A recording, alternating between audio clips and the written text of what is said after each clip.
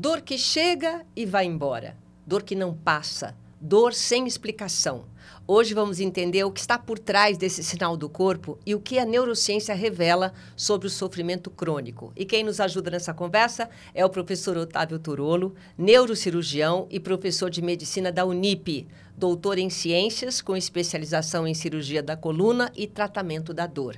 Ele fez também aperfeiçoamento na Universidade da Virgínia, nos Estados Unidos, e atualmente atua no campus de Sorocaba. Professor Otávio, muito obrigada por estar aqui comigo. Obrigado, Silvia, pela oportunidade. Agradeço muito de estar aqui hoje.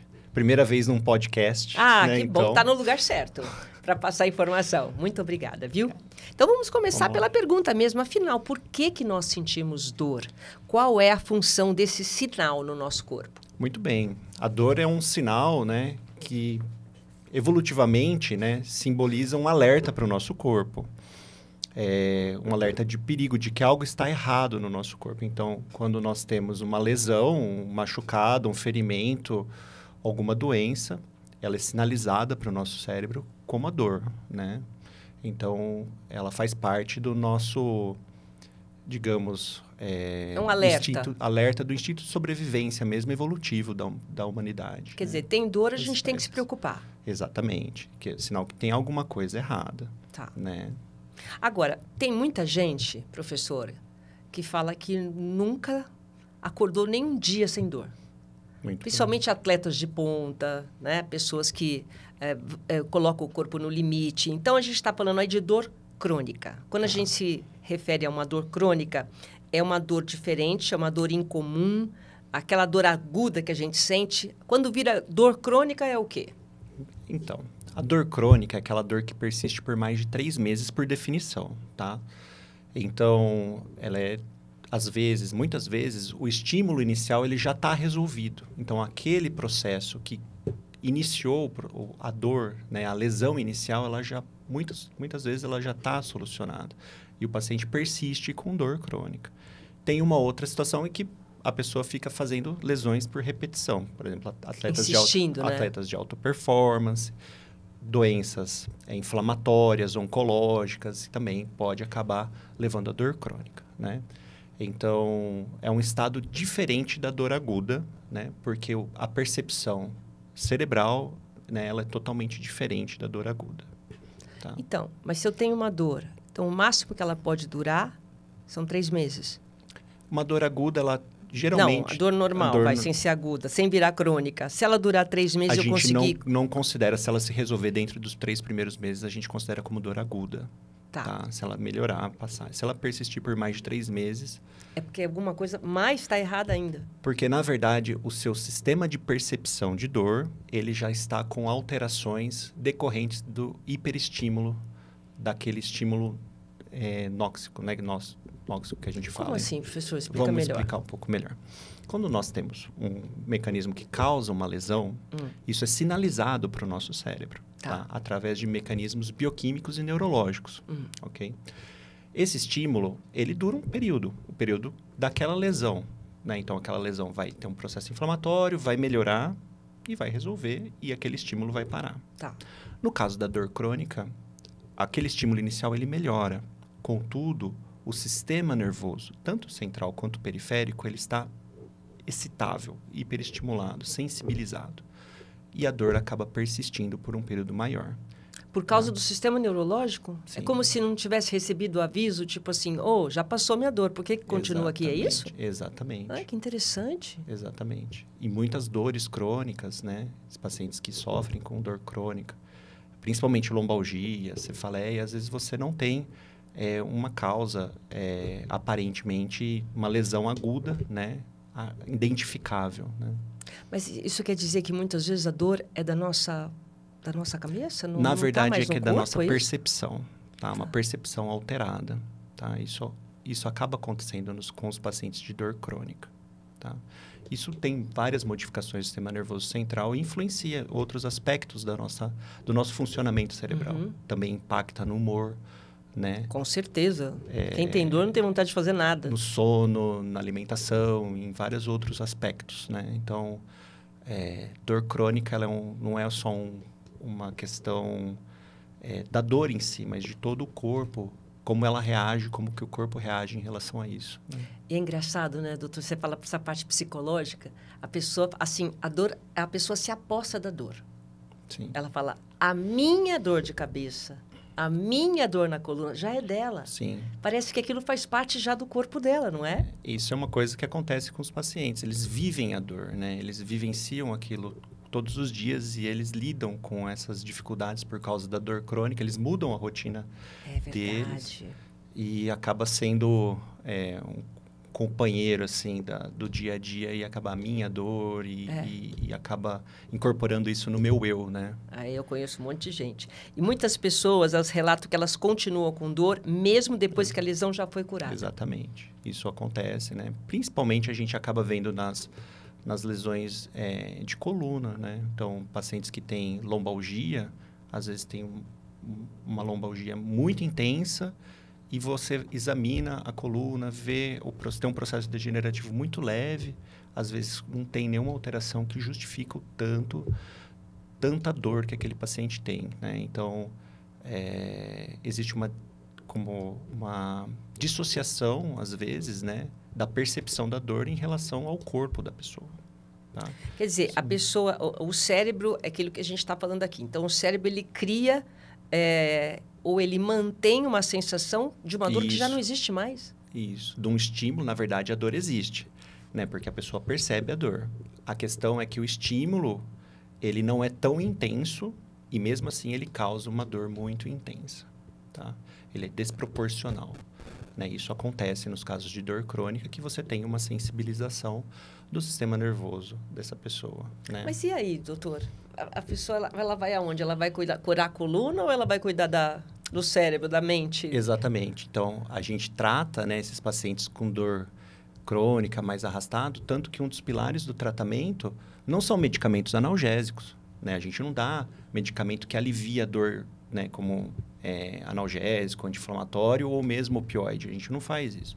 Para esses pacientes que você tem uma dor mais arrastada, a gente trata com antidepressivo e anticonvulsivante. Olha... Né? Por quê? Porque você tenta modular o sistema nervoso central da pessoa, né? Então, você tem alguns mecanismos de modulação de percepção de dor, tá? Das vias de percepção de dor, e elas são moduladas por alguns neurotransmissores, como a noradrenalina e a serotonina. Então, você dá um antidepressivo para a pessoa e ela tende a ter uma melhora, porque ela controla um pouco aquela hipersensibilização que ela tem no seu sistema nervoso, tanto periférico quanto central. Que é uma coisa que ela vai adquirindo? Vai adquirindo, vai modulando ao longo dos meses, dos anos, porque ela teve um estímulo, e isso por características genéticas da pessoa também, né?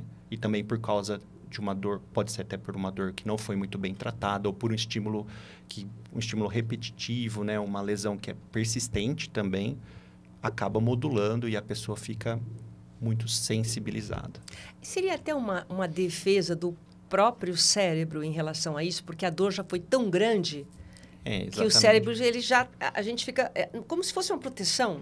Exatamente. É um mecanismo, na verdade, ele é anormal, né? Ele é anormal, ele não era para acontecer, mas é um modo que o nosso sistema nervoso ele interpreta, né? E acaba ficando mais, como que eu posso dizer, mais fica mais retraído, mais precavido de não ter outras lesões, né? É até uma proteção, uma né? proteção. O cérebro, existe uma diferença entre como o cérebro processa a dor física e a dor emocional? Tem uma diferença no cérebro? Aqui é emoção, aqui é físico. Existem as vias da dor, quando a gente estuda na fisiopatologia, na fisiologia da dor, ela tem vias que compõem o sistema emocional da pessoa. Então, áreas do giro do cíngulo, amígdala, que estão relacionadas, elas são ativadas quando nós temos dor. Isso gera uma emoção negativa. Tanto que a Associação Internacional para o Estudo da Dor, que é a associação que define os termos, no caso de dor crônica, ela define que a dor, na verdade, ela é uma sensação, é uma experiência emocional e sensorial desagradável. Então, ela compõe isso, ela traz esse conceito também de uma experiência emotiva desagradável, né? Podendo ou não ter uma lesão, né? Ah, é? Podendo ou não ter uma lesão. Porque existem, quando a gente fala em dor, principalmente dor crônica, a gente tem 3 tipos de vias de dor, tá? A dor nociceptiva, que é aquela dor que ela é decorrente de uma lesão tecidual Tá. e ativação dos receptores. A dor neuropática, que é a dor decorrente da lesão do sistema nervoso, seja ele periférico ou central, tá? E a dor nociplástica, que não tem lesão nenhuma. Não tem lesão nenhuma, como é o caso da fibromialgia. Tá. Né? A fibromialgia não tem nada físico. Nada. E a pessoa sente dor. E a pessoa sente dor no corpo inteiro, né? Constantemente. Por quê? Então, isso Porque é uma dor do cérebro. Porque tem uma hipersensibilização do sistema nervoso. Né? Uma sensibilização central. E isso acaba ocasionando um mecanismo que a pessoa tem dor persistente. Quer dizer, então, não divide. O cérebro não divide o físico do emocional. Não divide. Fica uma coisa só. São coisas interligadas. Tá. Interligadas. Costuma-se falar em memória da dor. O corpo realmente consegue lembrar Consegue. de experiências dolorosas que ele passou? Sim. A memória da dor essas vias também ativam vias de memória. Então, você se lembra das experiências negativas, né? Tanto emocionais quanto físicas, né? Em tudo, quando né, você professor? passa por algo desagradável, né? Isso gera no organismo uma resposta, né, autonômica, que a pessoa não tem controle, né? Então, acaba desencadeando outros sinais, como taquicardia, ansiedade, negativismo e por aí vai, né? Fobia. Então, isso porque acaba ativando. Né, tudo aquilo que te causa, sei lá, um certo trauma na sua emoção, parece que o cérebro ele empaca ali, né? Por exemplo, se você se machuca, você vai tomar mais cuidado da próxima vez. Espera aí, eu lembro, né? Ou sei lá, não caiu de uma escada. Espera aí, deixa eu descer bem devagarinho, porque senão eu posso cair novamente. Quer dizer, tem aí uma memória muscular grande. Muscular não, memória de dor, né? Memória de dor, exatamente. Tem uma memória e você acaba mudando o seu comportamento por isso, né? Então, aquilo que eu falei, a vida das pessoas com dor crônica muda completamente, né? Elas vivem a dor, o comportamento é diferente, a questão social é diferente, o trabalho é diferente. A pessoa se acostuma a ter dor? Porque às vezes a gente fala... Eu até perguntei a um amigo meu que tem dor de tudo. Eu falo, dor do quê hoje? Hoje é dor aonde? Onde está doendo? Cada dia está doendo num lugar. Será que ele não tem fibromialgia? Pode ser, né? Será? Porque são os pacientes que se queixam de dor em vários lugares do corpo, né? Então, acaba sendo muito comum. Mas a gente não se acostuma com a dor crônica, né? A dor, ela continua incomoda, vivendo. Ela continua vivendo. Mas, na verdade, esse é o grande desafio, né? Esse é o grande desafio para o paciente com dor crônica. A gente tentar falar assim, olha, você precisa aprender a lidar com isso. Tanto que o paciente com dor crônica, o nosso objetivo como médico tratando, não é eliminar 100% a dor. Nunca. Esses pacientes, o objetivo não é, você vai viver livre sem dor. Não tem como eu prometer isso para um paciente que tem dor crônica, tá? Na verdade, eu tento trazer para ele melhora da qualidade de vida, mesmo tendo a dor. Mesmo ele tendo a dor no dia a dia, mas ele poder voltar a fazer as coisas que ele fazia anteriormente ou que traga qualidade de vida para ele. Mas aí é um tratamento psicológico. Também. Esse é um dos pilares do tratamento. Precisa ter um tratamento psicológico, uma terapia, seja ela cognitivo-comportamental ou qualquer outro tipo de terapia, junto, né, com o psicólogo também, psiquiatra acompanhando, o médico, o neuro, né, um clínico e assim, essas abordagens desses pacientes, elas não é só um médico, é uma abordagem multidisciplinar, né? Então, precisa ver o paciente, ele tem várias esferas que a gente precisa acompanhar todas elas. Mas o intuito é melhorar a qualidade de vida e não eliminar 100% a dor, porque não dá. Eu estava aqui conversando com o professor Turulo antes de começar, né, o podcast e contando que fui ao médico, eu tenho muito problema de coluna. Quando ele olhou a minha ressonância, ele falou, essa pessoa aqui da ressonância está na cadeira de rodas, não é possível que seja você. Tudo bem que eu cuido bem do meu corpo para não ter dor. Sim. Mas existe isso da pessoa ter um quadro ali na ressonância, na radiografia, absurdo. E por que também ela se cuida com alimentação, com exercício, ela fica sem dor mesmo tendo um quadro horrível ali para ser checado? Exatamente. Tem pessoas que têm um processo degenerativo super importante da coluna e não tem dor, ou tem pouca dor, né? E tocam a vida normal. Isso é factível. Por isso que eu falo para o paciente, eu não opero, é exame, né? Eu pergunto como que você tá? Porque, assim, às vezes tem uma coluna super alterada, compressão neuronal, canal estreito, todas as deslizamento da vértebra e fala assim, ó, olhando a imagem parece que é um caso cirúrgico, mas você vê a pessoa tá super bem, então toca a vida. Tá. Né? Então, existe isso. Do mesmo jeito que existe o contrário, que é a pessoa que tem muita dor e tem um exame muito normal. Bem, tá. Né? E aí você fala, olha, sua coluna tá bem, né? Não bate muito. Então, existe essa dissociação clínica radiológica, tá? Então, a gente, quando vai tratar, a gente trata a pessoa, o ser humano, e não a imagem, né? Então, tudo bem. E o que você faz está certo. A atividade física é um dos pilares do tratamento. Atividade física, mudança do estilo de vida, dieta, tudo isso faz parte do tratamento da dor crônica, tá? Muito bem. Tá bem. Tem que segurar a onda, né? Já que não dá para segurar o tempo. Professor, por que algumas pessoas parecem ter muito mais sensibilidade à dor do que as outras? Isso depende também de características genéticas, tá? Então, algumas pessoas são mais sensíveis à dor, tá? Não se sabe exatamente o porquê isso acontece, mas algumas pessoas elas são mais sensibilizadas, mesmo não tendo dor crônica, tá? Eu gosto de dar um exemplo para os pacientes, que é o seguinte. Se eu pegar a minha mão e a sua mão, a gente põe na mesa e eu pego um martelo e eu bato com a mesma intensidade o martelo na minha mão e na sua mão. Quem você acha que vai ter mais dor? Eu. Por quê? Porque vai doer pra caramba isso. Então, porque é o perfil, né? Então, você fala, olha, eu sou mulher, eu sou mais sensível, eu já tenho dor nas costas. Então, isso as pessoas... O limiar de dor, a percepção de dor, ela é subjetiva, tá? Ela é subjetiva. Então, cada um tem uma sensibilidade diferente à percepção dolorosa, tá? Isso varia. Genética, biotipo e por aí vai. Estilo de vida e muda. Mas eu tenho assim... às vezes, como eu passei já muitos tratamentos, principalmente odontológico, eu aprendi a tentar controlar a dor. Eu sei que aquilo vai doer, mas eu me forço, às vezes até sem anestesia, a segurar a onda ali. Muitas vezes. Eu sei que não precisa, mas às vezes eu sou resistente à dor. Isso é uma coisa que a gente decide, não? A dor é inerente a gente. Eu acho que você quer provar que você é forte, durona. Não. É para agilizar, depois se anestesia e não sei o quê. Aí demora para sair da anestesia. Uma coisa que... Tem gente que não aguenta o que eu aguento. Exatamente. Nos procedimentos, né? Principalmente nos procedimentos cirúrgicos, odontológicos, né? Qual é a recomendação da IASP? É que a pessoa não sinta dor ou não passe por uma experiência negativa, tá? Porque essa experiência ruim, ela estimula o seu sistema nervoso, isso favorece, é um fator de risco para ter dor crônica. Ah, tá. Porque estimula. Porque estimula. Então, fazer o bloqueio anestésico antes de um procedimento é totalmente indicado. Entendi. Não é bom fazer sem anestesia. Por causa de...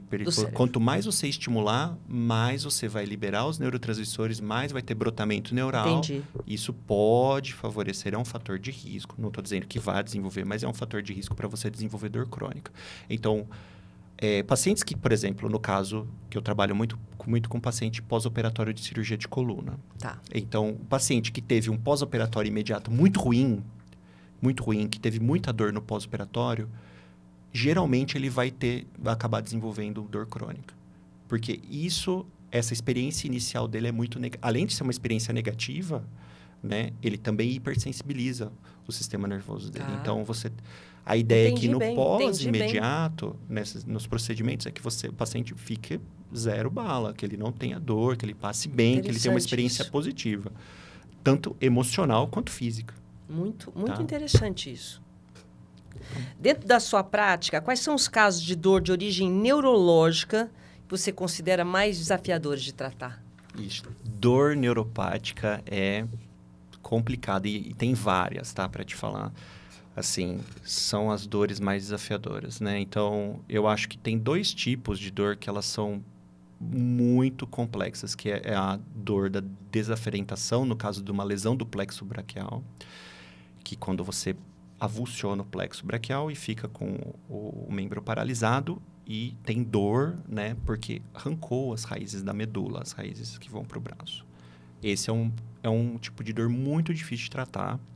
E a dor do lesado medular também, né? Então, o paciente que teve lesão medular, é paraplégico, tetraplégico, é muito difícil tratar, nada melhor.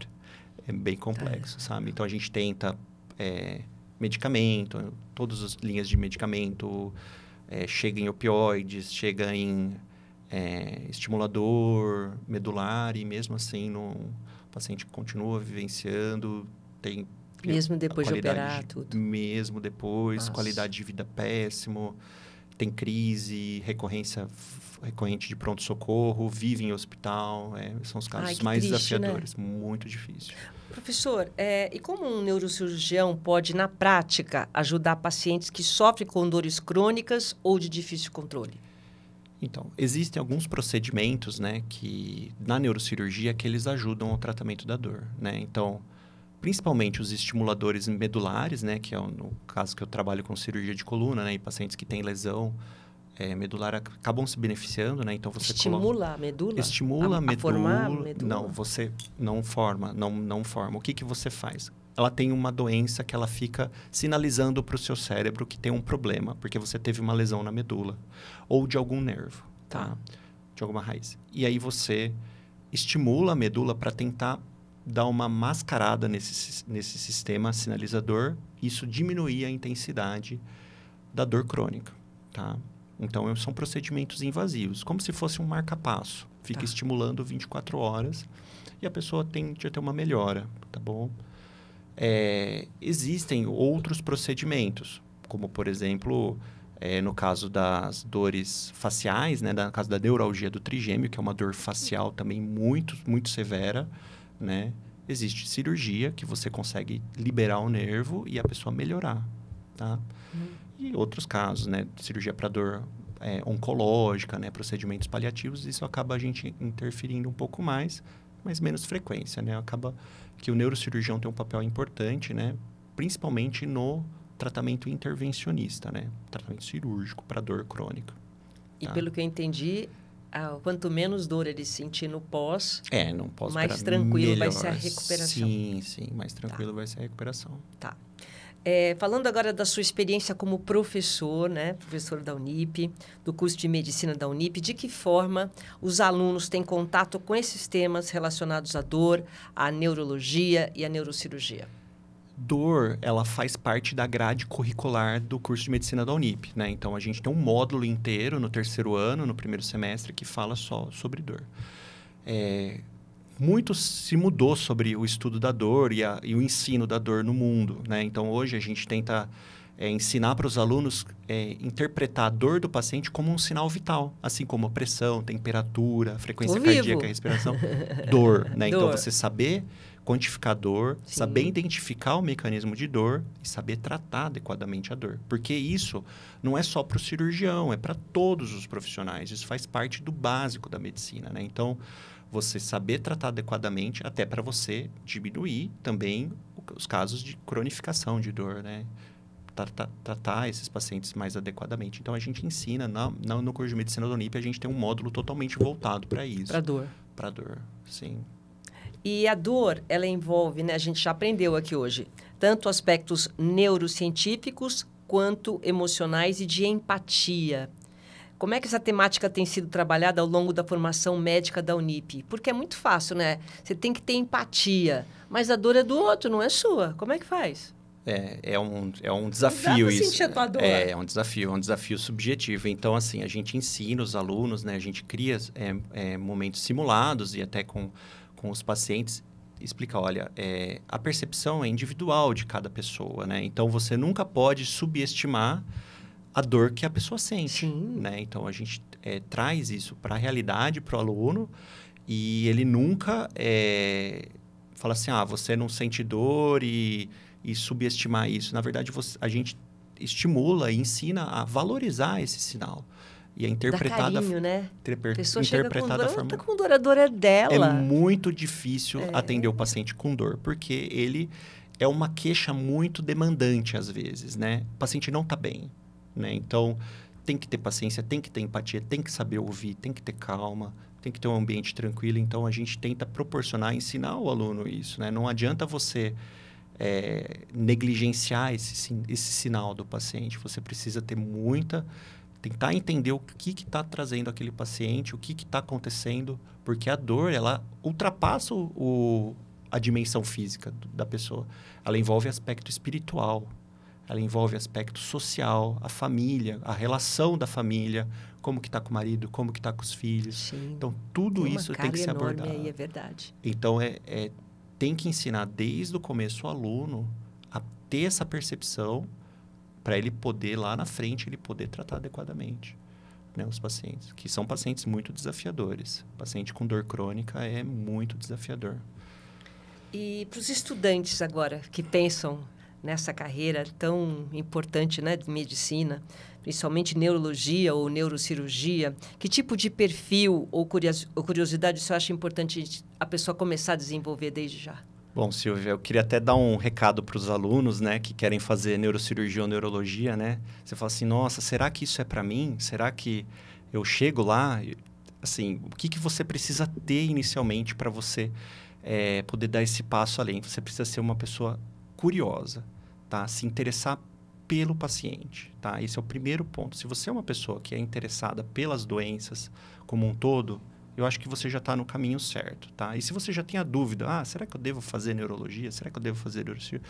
Eu acho que já é um bom começo, você já ter essa dúvida. Porque isso já te mostra que você já está com interesse nessa área, tá? É uma área muito desafiadora, tá? Muito difícil, tem que estudar muito, né? Os pacientes são difíceis, né? As doenças são muito difíceis, muito graves, né? A gente lida com morte, lida com doenças que causam muita morbidade, né? Muitas sequelas para o paciente. Então, a gente precisa entender que não é um ambiente tranquilo, não é uma profissão tranquila, mas que é muito gratificante. Muito bem. Professor, muito obrigada, viu? Obrigada, senhor. Parabéns pelo seu trabalho. Muito obrigado. Espero ter esclarecido tudo. Muito né? bem. Do modo mais claro possível, né? É muito difícil, né? A gente falar de um modo mais não tão técnico, né? Porque, não, mas foi ótimo. Esse é um desafio, meu desafio, na verdade. Tentar, tá ótimo. Tá desenvolvendo a comunicação. É isso aí.